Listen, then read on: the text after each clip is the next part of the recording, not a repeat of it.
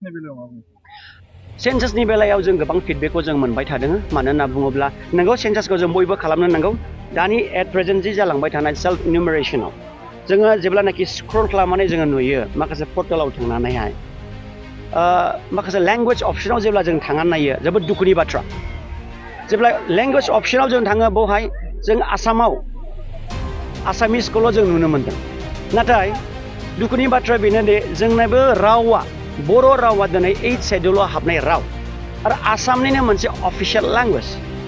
जेब्लानाखि जों स्क्रल खालामो गावनि अन भाषाखौ जों थुनो थाखायहाय अब्ला जों दिनैहाय जों जोंनि भाषाखौ जों मोननो हायाखै दा रावा जुदि गैयाब्ला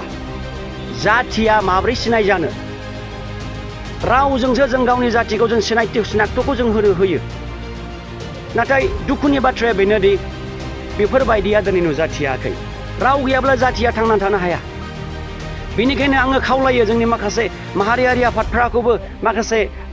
पलिटिशियानफोरखौबो जों खावलायनो हास्थायदों जाय बिथांमोना बेफोरबायदि सेन्सास खालामनायाव बिबानगिरि मोनदों बा दायित्वफोर मोनदों बेफोरखौ एसे नोजोर बोनाया मोजां आरो बेजों लोगोसे जोङो ससियेल मिडियायाव जों नुनो मोनदों गोबां बे सेन्सासनि सायाव धोरोमखौ लानानैसो नारा नाथा खालामबाय थादों धोरोमा जातिखौ आइडेन्टिफिकेसन होआ धोरोमाव बयबो मिक्स धोरोमै मिक्स कालचारनि थायो धोरोमाव दा धोरोमा मोनसे ससाइटि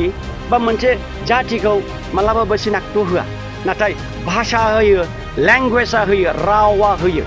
दा बेनिखायनो बेफोरखौ नायनानै जोङो खौसे जानानै बे रावनि सायाव जेनाखि पर्टेलाव जोंनि बर' रावा गोमानानै दं बेखौ नोजोर बोनानै बेयावहाय जों जयै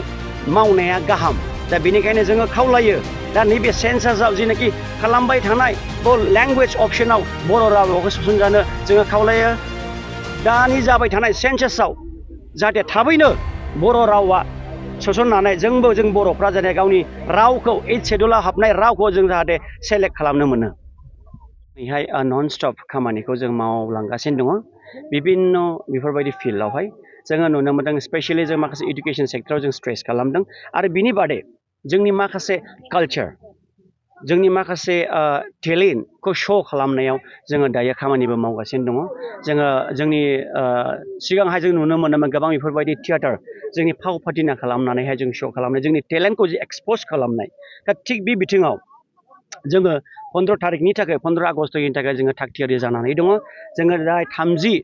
जोहोलाव आरो जोहोलावजोफोरखौ जोङो ट्रेनिं होगासिनो दङ बेफोरबायदिनो जोंनि माखासे सेल्फ थाखोमानाय माखासे टेलेन्टखौ जों माबोरैब्ला जों एक्सप'ज खालामनो हायो जोंनि कालचारखौ जों माबोरैब्ला सास्टेन खालामनो हायो जोंनो उइदिन बिटिसि जोंनि उइदिन बड'लेण्डल' नङा आसामल' नङा बुहुम नाङैनो जाहाथे जोंनि बर' कालचारखौ जों जाहाथे एक्सप'ज खालामनो हायो आरो जोंनि टेलेन्टखौ जों जाहाथे एक्सप'ज खालामो